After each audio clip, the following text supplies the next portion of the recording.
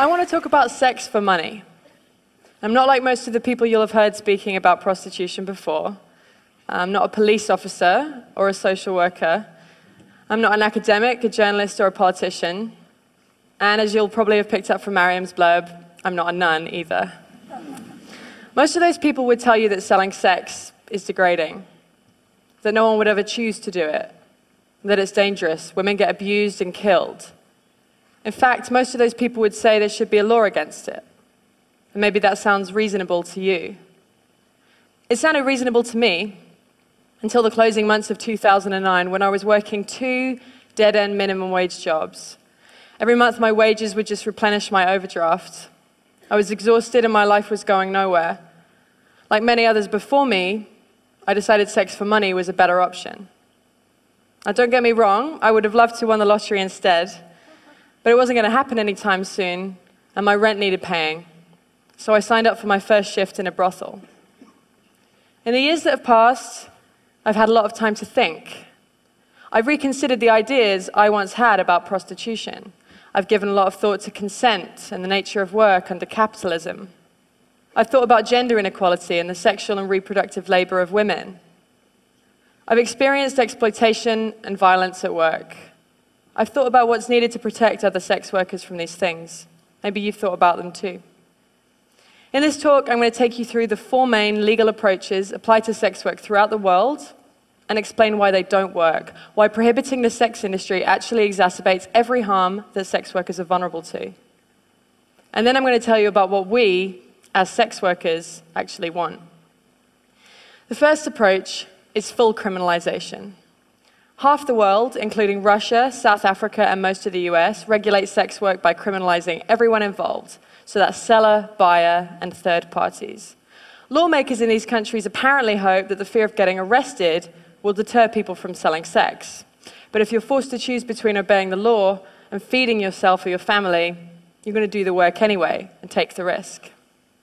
Criminalization is a trap. It's hard to get a conventional job when you have a criminal record. Potential employers won't hire you. Assuming you still need money, you'll stay in the more flexible, informal economy.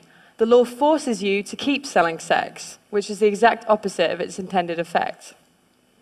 Being criminalized leaves you exposed to mistreatment by the state itself.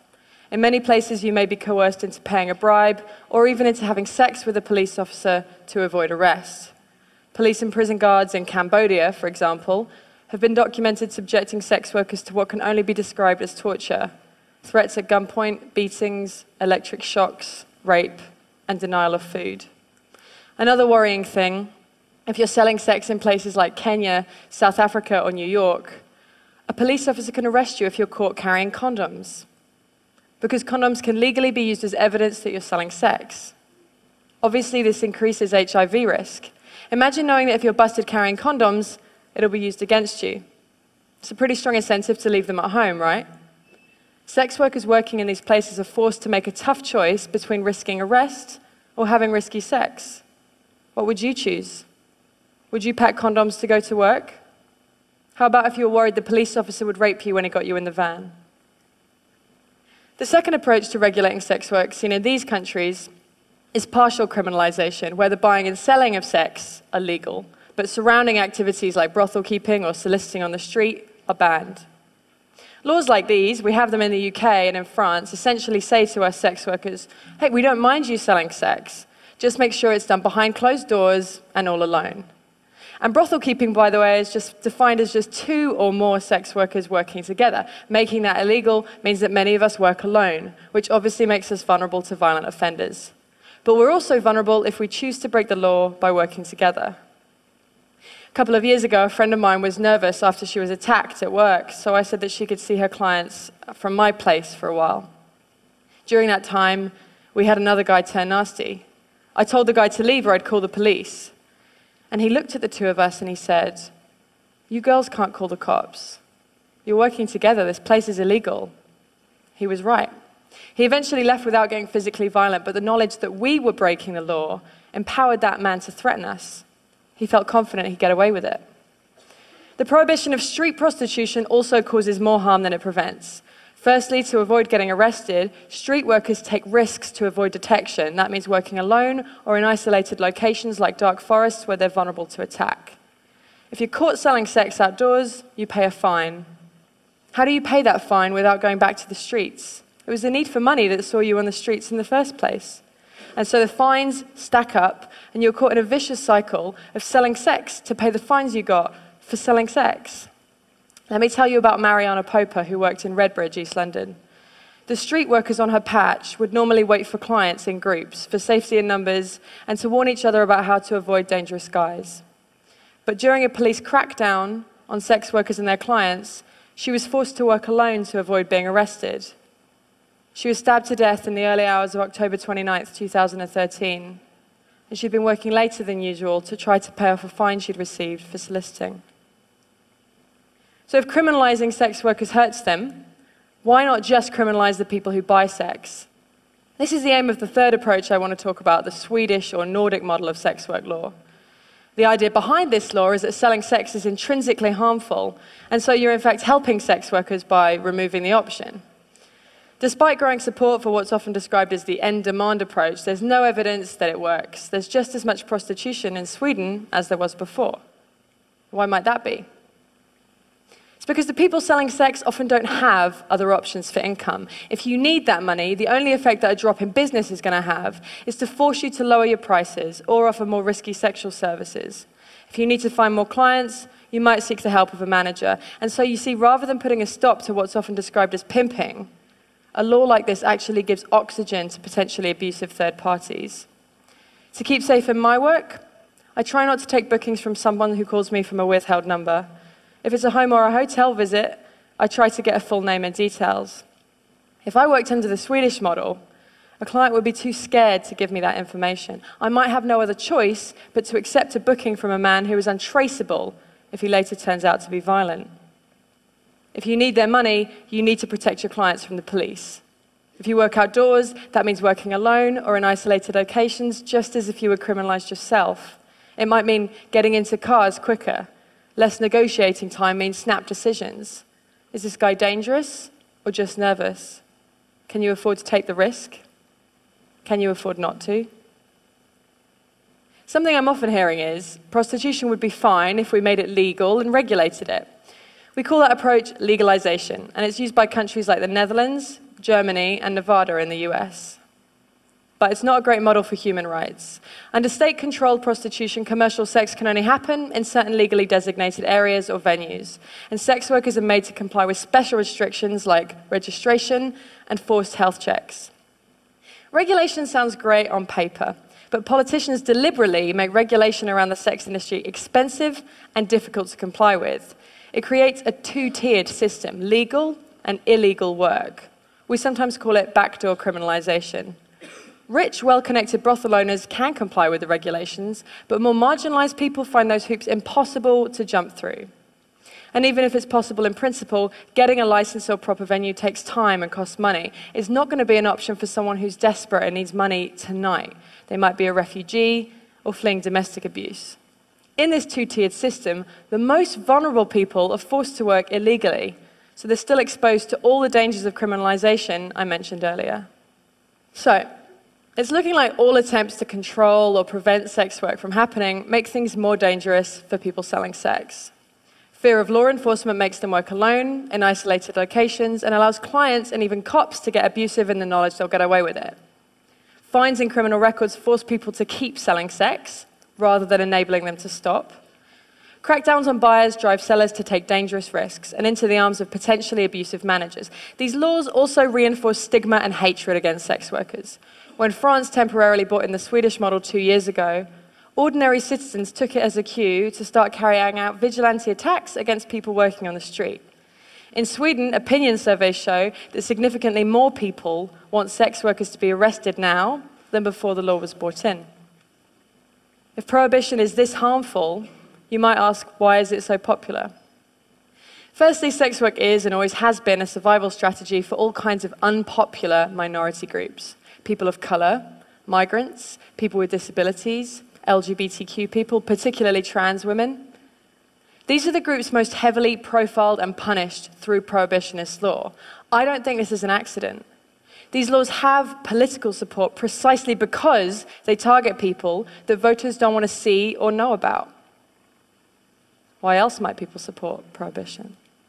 Well, lots of people have understandable fears about trafficking.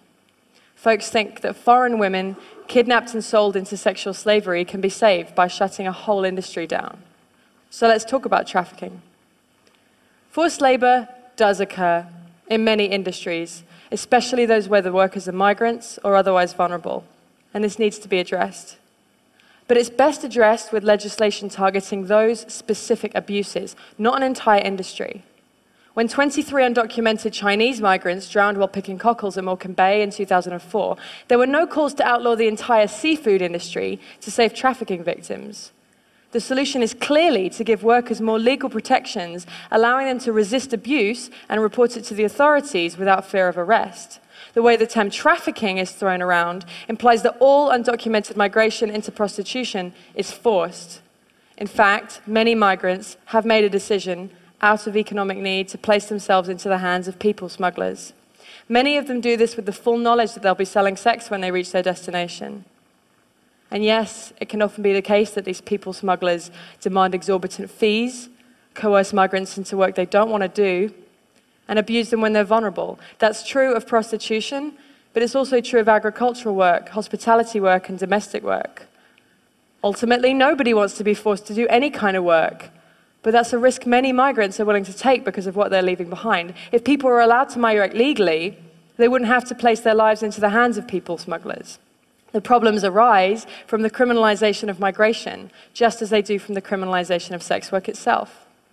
Right? This is a lesson of history. If you try to prohibit something that people want or need to do, whether that's drinking alcohol or crossing borders or getting an abortion or selling sex, you create more problems than you solve. Prohibition barely makes a difference to the amount of people actually doing those things, but it makes a huge difference as to whether or not they're safe when they do them. Why else might people support prohibition?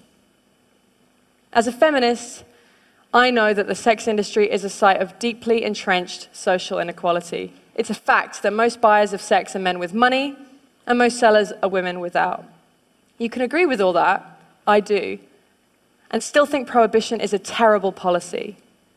In a better, more equal world, maybe there would be far fewer people selling sex to survive. But you can't simply legislate a better world into existence. If someone needs to sell sex because they're poor, or because they're homeless, or because they're undocumented and they can't find legal work, taking away that option doesn't make them any less poor, or house them, or change their immigration status. People worry that selling sex is degrading. Ask yourself, is it more degrading than going hungry, or seeing your children go hungry? There's no call to ban rich people from hiring nannies or getting manicures, even though most of the people doing that labor are poor migrant women. It's the fact of poor migrant women selling sex specifically that has some feminists uncomfortable. And I can understand why the sex industry provokes strong feelings. People have all kinds of complicated feelings when it comes to sex. But we can't make policy on the basis of mere feelings, especially not over the heads of the people actually affected by those policies. If we get fixated on the abolition of sex work, we end up worrying more about a particular manifestation of gender inequality rather than about the underlying causes. People get really hung up on the question, well, would you want your daughter doing it? That's the wrong question. Instead, imagine she is doing it. How safe is she at work tonight? Why isn't she safer? So, we've looked at full criminalization, partial criminalization, the Swedish or Nordic model, and legalization, and how they all cause harm. Something I never hear asked is, what do sex workers want? After all, we're the ones most affected by these laws. New Zealand decriminalized sex work in 2003. It's crucial to remember that decriminalization and legalization are not the same thing. Decriminalization means the removal of laws that punitively target the sex industry, instead treating sex work much like any other kind of work. In New Zealand, people can work together for safety, and employers of sex workers are accountable to the state. A sex worker can refuse to see a client at any time, for any reason, And 96% of street workers report that they feel the law protects their rights. New Zealand hasn't actually seen an increase in the amount of people doing sex work, but decriminalising it has made it a lot safer. But the lesson from New Zealand isn't just that its particular legislation is good, but that crucially, it was written in collaboration with sex workers, namely the New Zealand Prostitutes Collective. When it came to making sex work safer, they were ready to hear it straight from sex workers themselves. Here in the UK, I'm part of sex worker-led groups like the Sex Worker Open University and the English Collective of Prostitutes. And we form part of a global movement demanding decriminalisation and self-determination. The universal symbol of our movement is the red umbrella. We're supported in our demands by global bodies like UNAIDS, the World Health Organization, and Amnesty International. But we need more allies. If you care about gender equality, or poverty, or migration, or public health, then sex worker rights matter to you. Make space for us in your movements. That means not only listening to sex workers when we speak, but amplifying our voices. Resist those who silence us, those who say that a prostitute is either too victimized, too damaged to know what's best for herself, or else too privileged and too removed from real hardship, not representative of the millions of voiceless victims. This distinction between victim and empowered is imaginary. It exists purely to discredit sex workers and make it easy to ignore us. No doubt many of you work for a living. Well, sex work is work too. Just like you, some of us like our jobs, some of us hate them. Ultimately, most of us have mixed feelings. But how we feel about our work isn't the point. And how others feel about our work certainly isn't. What's important is that we have the right to work safely and on our own terms. Sex workers are real people. We've had complicated experiences and complicated responses to those experiences. But our demands are not complicated. You can ask expensive escorts in New York City, brothel workers in Cambodia, street workers in South Africa, and every girl on the roster at my old job in Soho, and they will all tell you the same thing. You can speak to millions of sex workers and countless sex worker-led organizations.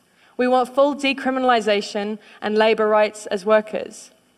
I'm just one sex worker on the stage today, but I'm bringing a message from all over the world. Thank you.